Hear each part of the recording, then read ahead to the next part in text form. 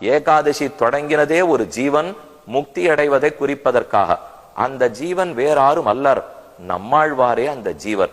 ஆழ்வார்களிலே தலைவர் நம்மாழ்வாரை அன்றைய தினம் அர்ச்சக சுவாமிகள் கைத்தாங்கலாக எழுந்துருள பண்ணிக்கொண்டு சூழ்விசும் பணிமுகில் தூரியம் முழக்கின ஆழ்கடல் அலதிரை கையெடுத்தாடின ஏழு பொழுலும் வளமேந்திய என் அப்பன் வாழ்புகழ் நாரணன் தமரை கண்டுகந்தே என் அவருடைய பாசுரத்தை இசைத்து கொண்டே பெருமானை வலம் வந்து பெருமானுடைய திருவடிகளோட கொண்டு போய் சமர்ப்பித்தார்கள். ஆழ்வாருடைய திருமுடி அவருடைய தலையும் நம்பெருமானுடைய திருவடியும் ஒன்றாக இருக்கும். அப்ப ஒரு ஜீவாத்மா வைகுந்தத்தை அடைந்து பெருமானுடைய திருவடிகளை பற்றுகிறார் என்பதுதான் ஆழ்வார் திருவடி தொழக்கூடிய உற்சவம்.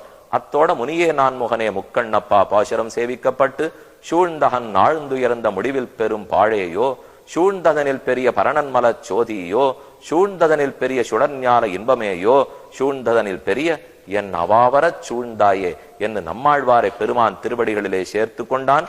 அத்தோட இராப்பத்து உற்சவம் முடிகிறது. நாம செய்ய வேண்டியது இவ்வளவு உயர்ந்த திருவரங்கமா.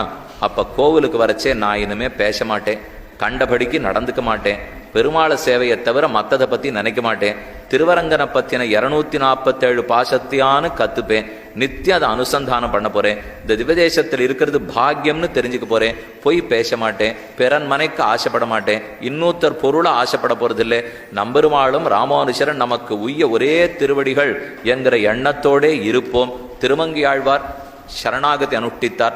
அதே போல நாமும் இதே பெருமானிடத்தில் ராமானுஷர் திருவடிகளை முன்னிட்டு கொண்டு எப்போதும் சரணம் சரணம் என்று சொல்லிக்கொண்டே இருப்போம். இந்த உறுதியெல்லாம் நாம தானே எடுத்துட்டாகணும். அவர்களுக்கு பல்லாண்டு பாடுவதே நமக்கு புருஷார்த்தம். அடியார்கள் வாழ, அரங்கநகர் வாழ, சடகோபன் தந்தமிழ் நூல் வாழ, மணவாள மாமுனியே இன்னமொரு நூற்றாண்டிரும் ஸ்ரீமதே ரம்மஜாமாதிரு முனீந்திராய மகாத்மனே ஸ்ரீரங்க வாசினே பூயாது நித்யஸ்ரீர் நித்தியமங்கலம்னு சொல்லி அனைவருக்கும் அடியனுடைய கிருத்தஜ்ஞதையை தெரிவித்துக் கொண்டு அமைகிறேன்.